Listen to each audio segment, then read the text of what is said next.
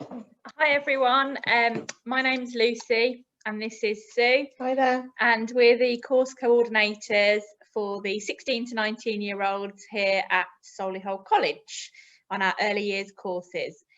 We're just waiting just for a few people to join us, and just in a second I'm going to begin and I will start by sharing my screen. So,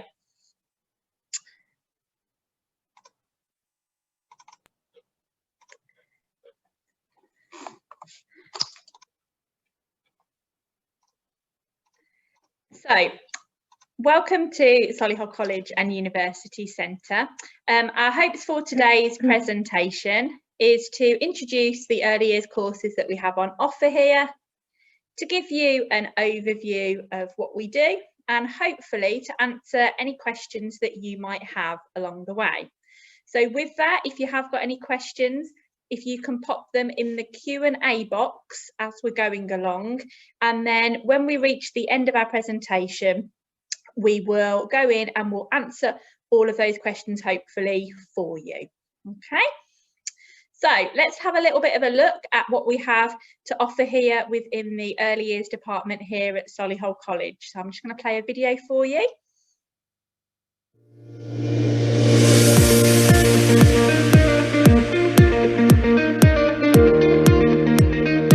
Working with children is one of the most rewarding careers around, seeing them develop and grow with your input and guidance. Study early years and childhood studies at Solihull College and University Centre. You'll study all aspects of children's care, play, learning and development. Tutors will go above and beyond to help you achieve your goals. Work towards a career as a children's centre worker, nanny, teaching assistant, learning support assistant, nursery manager or lead practitioner. You can even progress onto your degree here at the college. Discover your future at Solihull College and University Centre.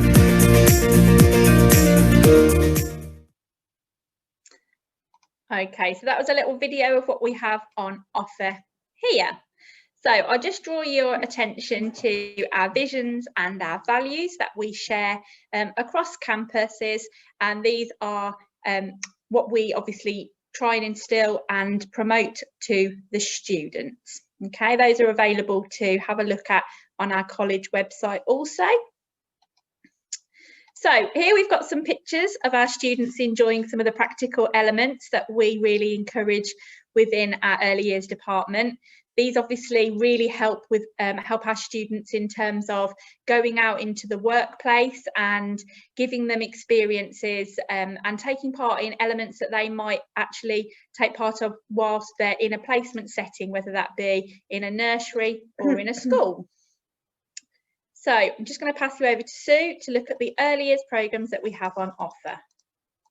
Okay, hi everyone. So there's an overview on the screen of our early years programme. So we have a programme for everybody, regardless really of your results, as long as you're hopefully going to achieve at least a couple of grade 2s in your GCSE. So hopefully that would involve everyone.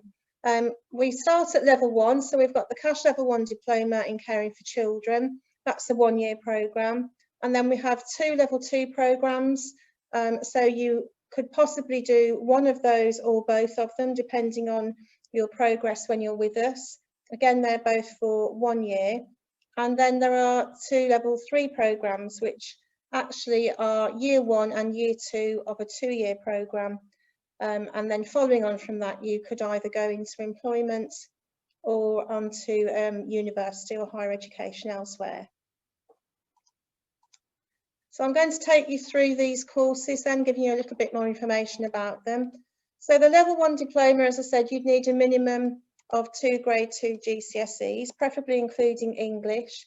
There are a lot of practical elements and we try to assess the work in enjoyable ways, not too much essay writing, that sort of thing, making it more accessible. You can see from the list of units on the screen that there's a wide varied topics that we do. There are 3 in there that have PSD next to them. That's personal and social development. So those are done by your personal tutor within tutorial. and the rest are done by the team of tutors. It's all internally assessed, so there is no written examination or anything. And then usually most of our level 1 students would be looking to progress on to level 2 with us. Now, as I said, we have 2 level 2 programmes. The level 2 certificate is a smaller programme, and the idea behind this is that you will study your English and maths alongside, as you do with all of our programmes. But with the level 2 certificate, we're purposely trying to give you a chance to resit and then get those out of the way, and then move on to the level 2 diploma or the level 3 certificate. As you can see from the screen, you need your 3 grade 3 GCSEs, including English and maths with this. So we would envisage that anyone on this programme would also be retaking their English and maths GCSEs. There are just 6 units on this programme, and we really sort of do emphasise that while you're on this programme, your main aim, as well as to pass your certificate, is to actually get your grade 4s if you haven't achieved them at school. Okay. Now, last year, well, at the beginning of this year, we started this new programme, which is a level 2 diploma for the early years practitioner. So this is actually a qualification that you can use as a progression qualification, or you can actually use it to go out and find employment as a level 2 practitioner. So we brought this in because some students who may be struggling to get their English and maths in order to go on to the level 3, this qualification enables them to actually go out into the workplace and find employment rather than moving on to higher education at a later date. It might also be that you've already been with us for a couple of years and you actually need a break, a year out, and you want to go and find employment. So this would actually get you employment in a school as a level 2 teaching assistant or as a nursery practitioner. We would normally ask you that you have 2 grade 4 GCSEs, including your English and maths for this, because there are 14 units. It's very fast paced because it actually qualifies you to go out into the workplace in just 1 year. So if you didn't have your 4s, you would do the level 2 certificate. If you did have your 4s plus another couple of GCSEs at 4, you would do the level 3. So this is an in-between qualification. So as I said at the beginning, it doesn't really matter what your qualifications are. We have a programme to fit. And you know, if you at a later date or even after today, if you apply and then you don't get the predicted grades that you were hoping for, we would actually just offer you an alternative course. So moving on to the level 3 certificate then. The level 3 certificate is the first year of a 2-year programme, but we decided a couple of years ago to offer this as 2 1-year programmes in case you signed up for a 2-year programme and then decided after the first year that it wasn't really what you were looking for. The way we've organised this would mean that you leave after 1 year with a qualification. You can go out to work with this. You could come back at a later date and do the 2nd year. If for any reason you know, through ill health or family circumstances, you needed to actually focus on something else. So we decided that we would do it as 2 separate programmes. So you do your level 3 certificate for 1 year, get your certificate, and then you would re-enroll for the 2nd year onto the level 3 diploma. There are 8 units that you can see on the screen for this one. And as I said before, you would need your 4 GCSEs, including your English and maths. We don't take anybody now without their English and maths grade 4. So it's really important if you want to start at level 3 that you work towards those as hard as you can. Most of the first year covers nursery-based childcare. So you're looking at the basics first of child development, and then we would move on through the units and then onto the 2nd year. So on the 2nd year, you will have achieved your certificate already. You will already have your 4 4s, including English and maths, and you will study these 7 units, which are more school-based. So the hope is that you would have all your nursery experience in year 1 and then your school experience in year 2. The 2-year programme is equivalent to 3 A-levels and provides you with enough UCAS points to go on to university. And I would say that 75 to 80% of our students actually want to go on to do teacher training at nearby universities or here at Solihull. So, you know, the course is very much geared towards education. So if that's what you're looking for, then that's the right course for you. Here we've got some of our students enjoying making displays that we have all over the college, and especially on our 2nd floor here within our early years department. And students really enjoy this element, and it's something that we get the students hopefully involved in. They make the items that we put on display and they have a go at doing these themselves, and that's a really good skill for students going out into placement. This might be something that is expected of them to help along. So with our placements, how that works, obviously things are a little bit different right now. However, we've put adaptations in place this year, but hopefully for September of next year, we would be looking at students completing work placements in early years settings. So that could be in a nursery setting or it could be in a school setting. And there are a requirement of certain hours for the level 2 and the level 3 programmes with varying hours. And our students actually really recognise how important it is to take part in the placements, because actually the skills that they are able to demonstrate and to learn whilst taking part in real life experience is actually really crucial to their journey within our early years department. And the feedback has always been extremely positive. So here you'll see on screen a breakdown of the placement hours that the students would need to take part in. So all of these hours need to be completed for each level for the student to achieve their qualification. Okay, so we've got a level 1, we've got that they would do a 1-week block. So this is a real introduction into an early years setting. Okay, then the level 2 courses that we offer, we've got the certificate at 120 hours and the diploma at 250 hours. Normally that would be based over 1 day a week in placement. There's a variety there. We can do we do nursery settings and we also do school settings. And then on to the level 3 certificate, we've got 365 hours, which seems quite a big jump, I know, but that would be based over 2 days normally, 2 days a week, potentially up to 3 days in college and 2 days a week in placement. So 365 hours there, and that would normally be done in a nursery setting. And then on to the level 3 diploma. Again, a jump, we've got 385 hours, and that would typically be completed in a school setting. Normally our placements for our level 3 diplomas taking place in a school setting, we would be looking at reception year 1, year 2, ideally. So, further requirements for our placements. Okay, so all of our students are required to complete a DBS check.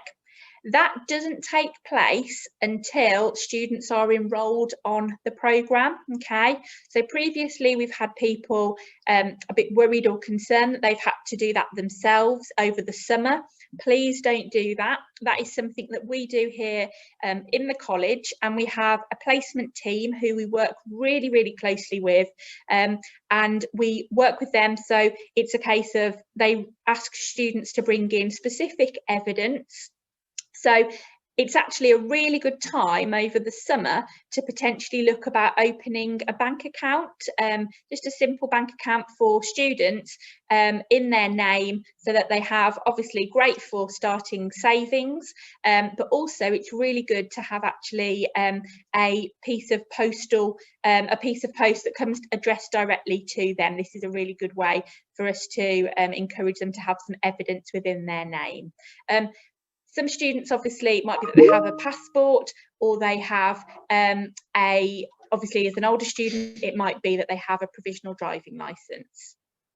So obviously, just again, that isn't required.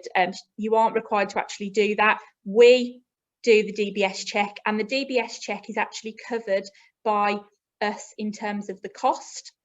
If a student was to lose their DBS and they couldn't find it at all, then we would actually request that a student replaces that, and they would be liable for that cost. We also have a uniform, but only for placement. There isn't a uniform for college. That's a big question that we get asked every year. So we don't have a uniform for college, just obviously making sure that students are dressed appropriately. But we have a uniform for placement, and that's because, let's be honest, when we're in early years settings, there's a lot of glitter and glue flying around, and so we don't want it to be that students ruin their nice new clothes. So it's just a lot simpler if we have, as you can see in that picture, it's a grey polo shirt, and that's with the college logo on. So really, really nice, looking nice and smart, and being able to identify that we've got a Solihull College student within a setting. And you'll also notice a lanyard that student is wearing. Again, that's something that students are required to wear within college, and very often within our early years settings. Okay, so moving on to finances then. So additional costs for the course, they aren't there aren't many really, but we would like most people to buy a textbook for their course. They're invaluable, especially our early years practitioners and our level 3 students. That would be a requirement. And as Lucy said, you would just need to buy your uniform for your work placement. And you can buy a hoodie to wear in college, and some students prefer that than using their own clothes. Under normal circumstances, we would try to do some educational trips, and they're usually offered to enhance your learning on the course, and we try and visit places that are fitting for an early years setting, or as a team building activity. So we used to, in previous years, have always gone to Blackwell Adventure Centre, for example, quite early on in the course, but obviously this year it's been a bit more difficult. So perhaps next year we can actually bring those trips back as well. And that would obviously, you'd be asked to contribute towards that if that went ahead, rather than at the beginning of the course. But you'll certainly need to have money for your textbook, things like your paper and pens. You should always have your own resources available, things like Polly Pockets and folders, just all the usual things to keep yourself organised. We understand that attending college can be worrying for some families, and you might be eligible for financial assistance, as well as bus travel and food at college. So this can be applied for once a student is enrolled on programme through student services.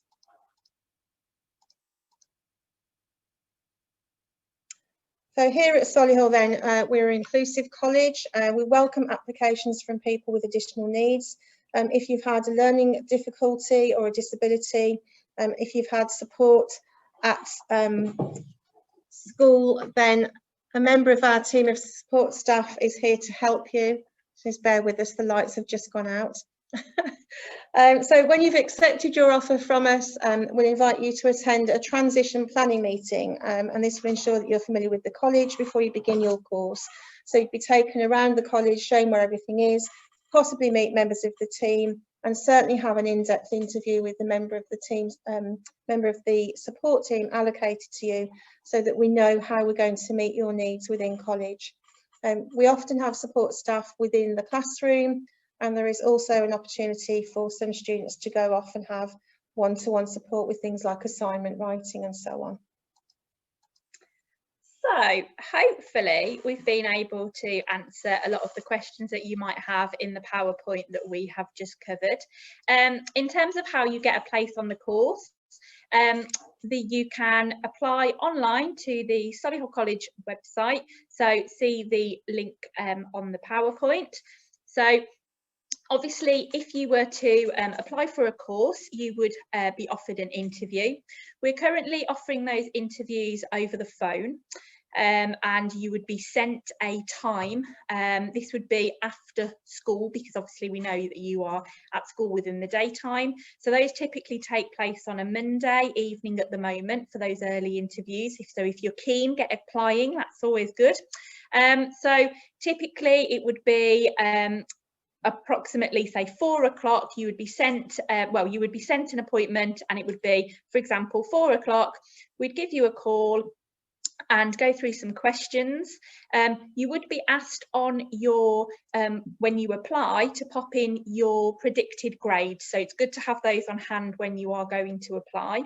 And we would also require a good reference from you from school.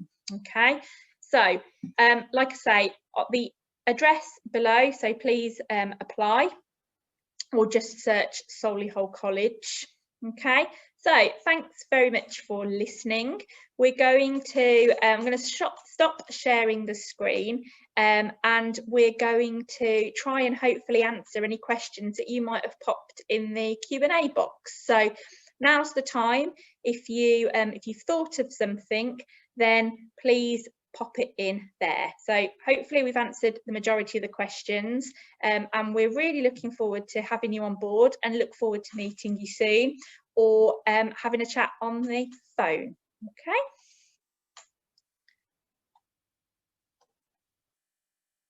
Okay, so we've got a few questions that have popped up, so we will work through these questions, so just bear with us a moment. If you want to start with these, and then we'll go to the chat. That's absolutely fine. Okay, so our first question then is, would this be a stepping stone to becoming a speech therapist? And that was from Romy, I think. I would say that it could possibly be, although speech therapy is obviously quite a specialism. You could do a course with us up to level 3, and then possibly you would have to go to university to do that specialism. It's not something that we would do here. But yes, certainly either us or health could be considered as a stepping stone. You'd have to perhaps look at universities and see what courses they would accept, because they usually will tell you if they would accept our cash diploma as entry criteria. Okay, the next question, Zainab has asked, how many hours is that a week? If that is in terms of the course, we'll answer that in terms of the course. So things are a little bit different this year, because we are obviously keen to follow government guidelines, so we're having to limit footfall a little bit with coming into college, but typically students who are doing a level 1 course would look to do a couple of days in college a week. The level 2 certificate course, we'd be looking at, well, it would normally be 3, but this year we've had to reduce our timetable to 2, and that's been the same for all of our courses. But under normal circumstances, it would be between 2 and 3 days, wouldn't it, for all our courses, depending on whether you were also doing English and maths, because that is obviously an extra 4 hours a week, so that could be an extra day or a morning or an afternoon. So at the moment, we would say between 2 and 3 days, but it will depend on the circumstances that we're in when we get to a new year. There's a question being asked, is there any financial assistance for placements? So the placements, if you were placed in a nursery setting, for example, or a school setting, there wouldn't be any cost incurred in terms of attending the placement. If you mean in terms of travel, then it would be, if you were available, well, if you are able to claim financial support, then that would obviously be for potentially bus travel. But there is no financial assistance in terms of you don't have to pay to go to placement at all, but that would be more linked into if you could receive help with maybe bus travel or uniform costs. Okay, in terms of placements, we try and place people in settings that are fairly local to where they live. Okay, so it would normally be within hopefully their postcode area if there was a suitable setting that accepted our students. That isn't always possible. However, we are mindful then to place students in a placement that is within the bus route to college. So a lot of our students will travel by bus, and therefore we're mindful, you know, to pop them on a bus route that they would normally be used to taking. Okay, the next question. The same young lady, I think, so we've done that one. Okay. Can the shirt be worn with a long skirt? Within our settings, we are mostly asked that students wear black trousers. So that's smart black trousers, so that's not jeans, it's not leggings at all. If there was a specific reason as to needing to wear a long skirt, then that could be discussed with our placement team. But in general, we normally say trousers. That's just because a lot of the time, you know, we're up and down, we could be sitting on the floor, you know, supporting children, etc. So in terms of being able to move around freely, we've often found that the trousers obviously are a better option. Okay, so the next question is, are there any apprenticeships in this department? We do have staff that do look after apprenticeships, although this year there haven't been any available. But you should know that you are required to find an apprenticeship before you find your training provider. So you would have to go onto the government.uk apprenticeship website and make an account with them. And then you can actually look at what apprenticeships are available within your area. You can apply, and if selected for interview, you would go along to the employer and have an interview with them. And then it would depend on whether they use us or an alternative provider for their apprenticeship training. The next question, how does the placement selection process work? So great question. We involve students in that as much as possible. So when students start with us, you'd be given a placement slip whereby you'd be asked to fill in your details of where you live. If there are any placements that you know of, so it might be we have perhaps somebody who they know somebody who has a setting and they've been offered a place at that setting. We obviously don't really like students to go to settings where they might have siblings or know people in that sense, because it can often be a different experience. However, we ask students to make a list of settings that they would like to go to. So for example, if it was a nursery placement, we'd ask you to pop a couple of nurseries down within a local area to you. We can't guarantee that you're going to get into that setting. However, we do try our best, and we have built up some fantastic relationships with nurseries and school settings within the area. And you know, we have students from all over Birmingham and Solihull. And like I say, we've got some really good relationships with schools, with nurseries. Often settings will take several students from us, and you'd be put in different year groups or in different rooms within a nursery. Okay. Okay, so Stephanie has asked, is it a good idea to apply at all three levels to ensure a place? No, Stephanie, that's not necessary. So I would have a look at the entry criteria, so what qualifications are needed for each one. Think about your predicted grades and try and judge which one you are most suited to. What we would do then at interview, if we offer you a place, we will offer you a place on that programme, unless during the course of the interview we decide to offer you an alternative.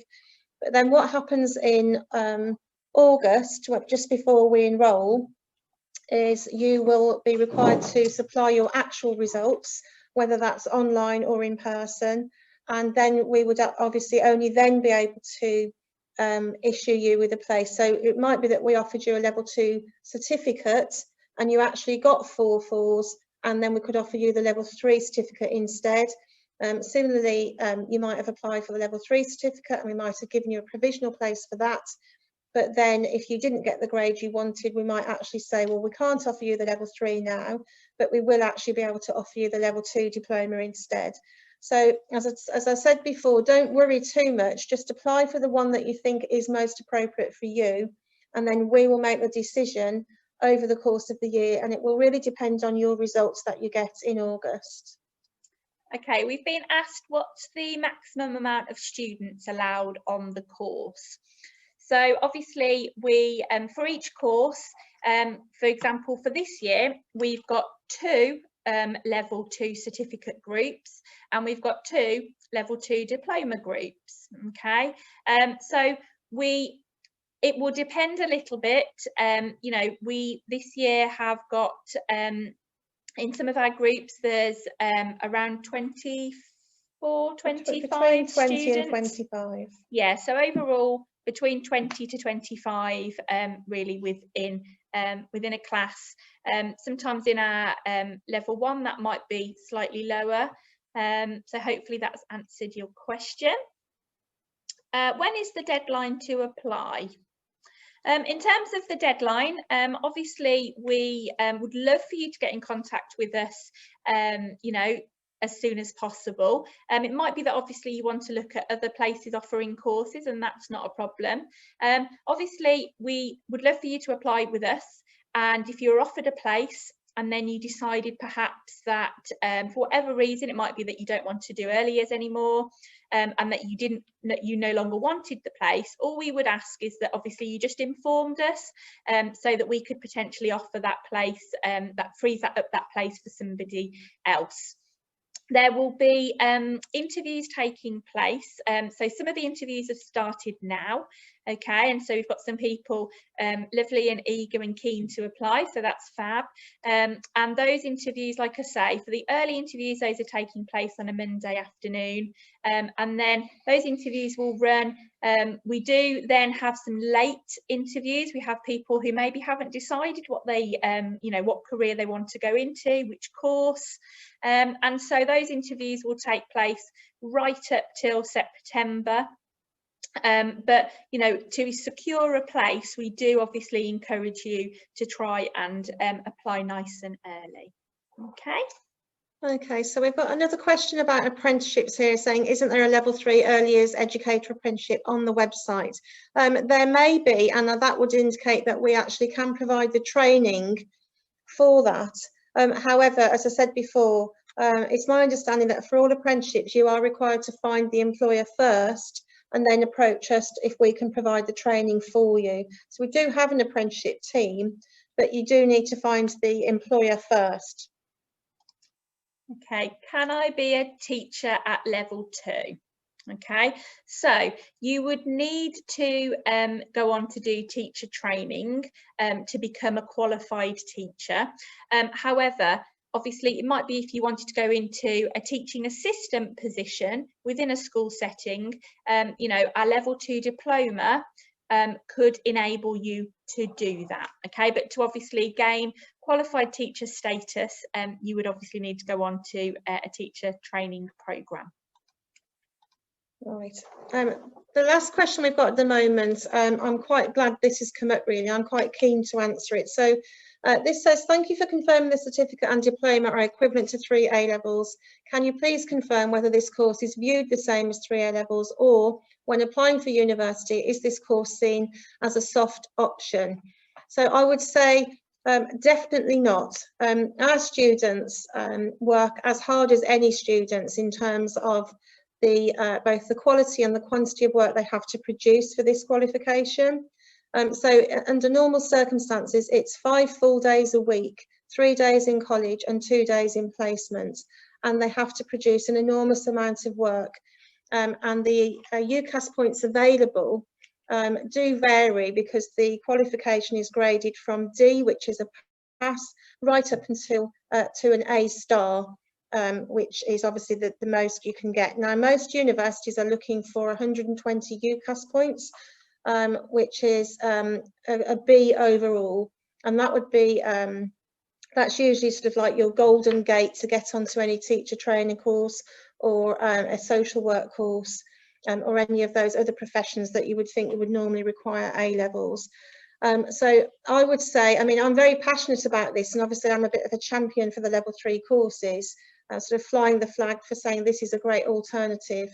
And what I always say to parents and to students is, if you were sending your 4-year-old to a school, wouldn't you prefer that the teacher had had 2 years in training with children than a selection of A levels that may not be relevant to knowing anything about children at all? And I do believe, hand on heart, that our students go to university and are among the best in terms of knowledge and skills, and also when they get to university they realise that all the hard work has been worth it, because they are literally streets ahead of anybody that has gone in with A levels. So that's a really good note to leave you on, and yes, couldn't feel more passionate about that. It's definitely not a soft option. Okay, so in terms of our questions, that's all the questions that we have had through on the Q&A. So now's your kind of last opportunity. If you have got any further questions, we will be here for a moment to just see if anybody has got any questions coming through last minute. But obviously, hopefully we've covered lots of information for you tonight, and we really hope that obviously what we've shown to you on the presentation and the information and the questions that we've covered, we hope that, you know, has helped to inform you about the courses that we offer. Or we've just had another question. The level 3, can I be a secondary school teacher? That one? Okay. No, unfortunately not. At level 3 gives you enough UCAS points, as we said, to go on to do teacher training. So you need to go on to university and do a teacher training degree to become any kind of teacher. So you can't be a teacher at level 3. That gives you the opportunity to go on to the degree to become a teacher later on. So after level 3, it's going to take you another 3 or 4 years, depending on which route and which degree you do, before you can become a teacher. So at the very earliest, if you came to us at 16 and did level 3 and left at 18, you would be only able to become a teacher at the extreme earliest of 21 or 22. So you would have to put in a minimum of 5 years study to become a teacher. Okay, so I think that's our last question. So thank you very much. It's been lovely to hopefully answer questions for you and provide information. Thanks. Okay, Bye. thank you. Bye. Bye.